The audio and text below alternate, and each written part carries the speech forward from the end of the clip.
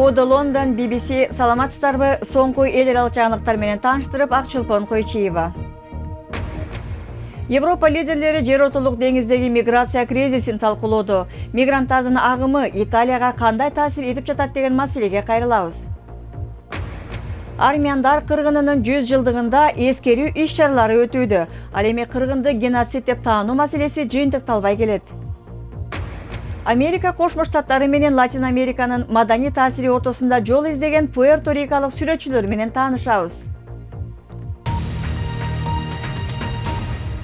Миграция маселесин Брюссельде талкуулап жаткан европалык лидерлер жер ортолук деңизде кишилерди мыйзамсыз ташыгандарга каршы аскердик операция баштоону карап жатат.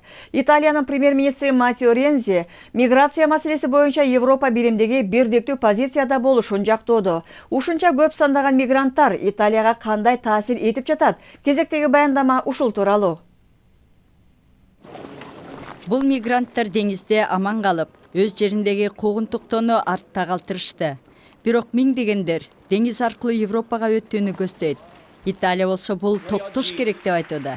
Европа биримдигинин чукул жыйынына чейин Италиянын премьер-министри чөлкөмдөгү башка жетекчилерге эмоциялуу эмес, саясий жана финансылык чечим керек экенин белгилеген.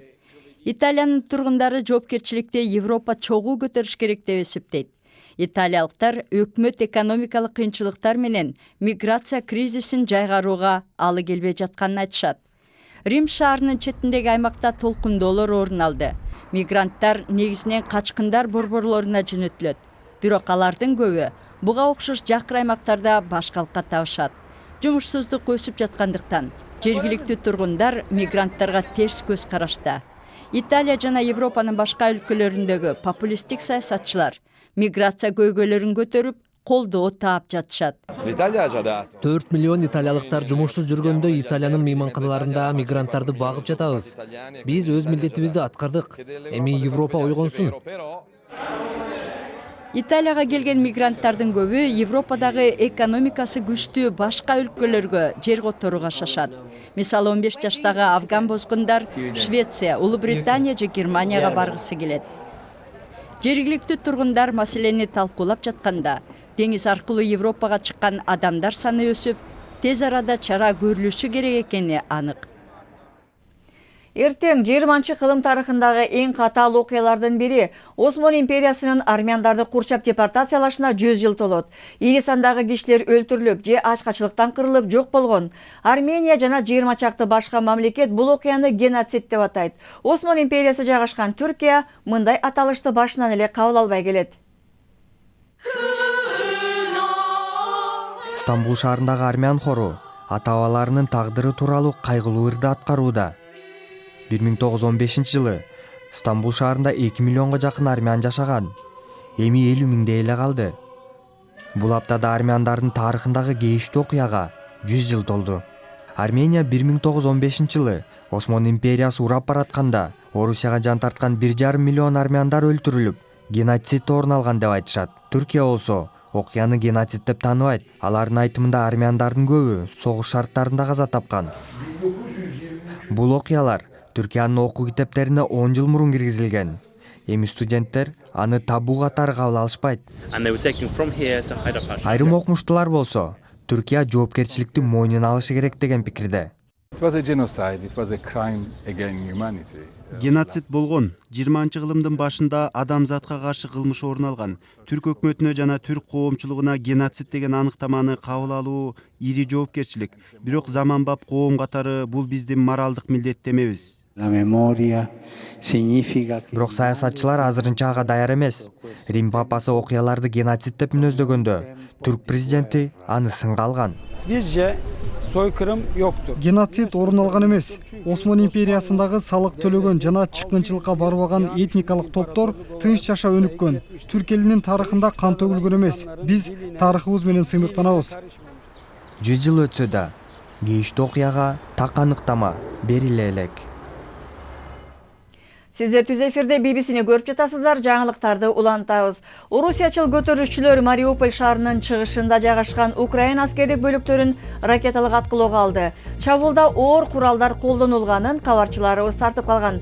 Февралда Минск шаарында кабыл алынган ок атышпоо келишиминде мындайга жол берилбейт деп белгиленген эле. Мурдаракта Орусия чыгыш Украинада абадан коргонуу системасын куруп жатканын АКШ айыптаган. Чилиде 40 жылдан бери дым чыкпай жаткан Калбуко вулканы бүгүн бир нече саат ичинде 2 жолу атылды. Чили геологиялык кызматы экинчи жолкусу катуу болгондугун айтууда. Лава менен вулкандын күлү асманга бир нече километрге сапырылды. Вулкандын радиусундагы 20 километр аймактын тургундары башка жакка көчүрүлүп, аба каттамдары токтотулду. Адамдар тамеки тарткан сыяктуу эле аарылар дагы никотин сымал заттарды татып, көнүп алат өңдү. Алар үчүн дагы бул зат зыяндуу экен. Британиядагы Ньюкасл университетинин окумуштуулары аарылар неоникотиноид жер семирткичи кошулган өсүмдүктүн ширесин жактырарын аныкташкан. 2013-жылы Европа биримдиги аарыларга зыяны тийбесин деп мындай жер семирткичке тыюу салган. Пуэрто-Рико дүйнөдөгү ордун таба албай изденген, өзүнүн ким экенин даана билбеген жер. Ал Латин Америкасынын бир бөлүгүбү же Америка Кошмо Штаттарына көз каранды аймакпы? Арал өзгөрүүдө. Аны менен кошо сүрөтчүлөр өздөрүнүн маданий тамырларын изденип жаткан кез. Сан-Хуан аймагынын Сантуре кичи районунда жергиликтүү сүрөтчүлөр Пуэрто-Рикону кандай өлкө катары көрөөрүн байкаса болот. Алар өлкөсүн чечкиндүү, кайраттуу жана өзгөчө экенин сүрөт аркылуу чагылдырышат. Бул сүрөттүн негизги маңызы биздин шаар жана бул арал каза тапкан кишинин сөөгүндөй. Өлкөбүз өлүп бараткан колония.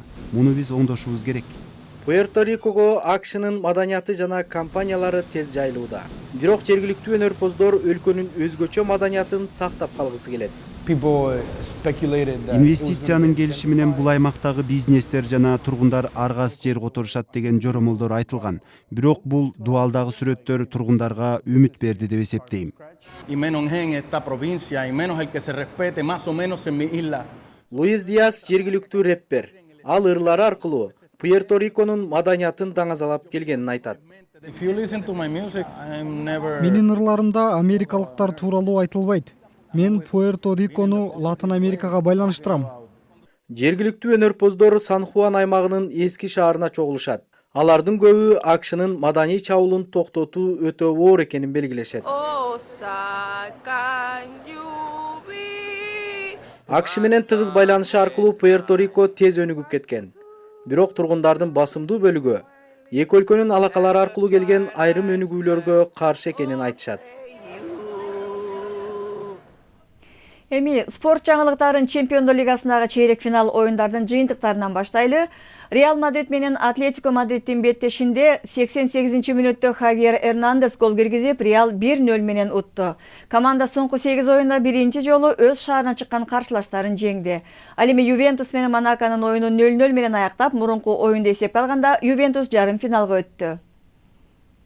Эми Азиянын Чемпиондор лигасын көрөлү. Катардын командасы Леквия 3-0 менен Персеполисти утуп, А тобунун эң башында турат. Жапониялык Гамба Осака кытайлык Гуанчжоу командасын 5-0 менен утуп алды. Тенниске келдик. 8 жолку чемпион Рафаэль Надаль өткөн жылы Николас Альмаградан утулуп калган эле. Бул жолу ал Барселонада ачык чемпионатында каршылашын утуп алды. Эми Рафаэль Надаль италиялык Фабио Фонини менен таймашат. Жаңылыктардын соңунда Гонконгдо электрондук товарлардын жарманкесинде элди ким күлдүрүп жаткандыгын көрсөтөлү. Мунун аты Хен. Ал жылмаят, көз кысат, керек болсо мас кишини дагы туурай алат. Бул гуманоид роботтун бетиндеги кыймылды мобилдик телефон аркылуу башкарууга болот. Анын бетиндеги 40 мотор кишиге окшогон тери менен капталып турат. Хенди чыгарган Hanson Robotics компаниясы мындай роботтор бетме-бет баарлашуу маанилүү болгон иштерге тартылышы мүмкүн дейт.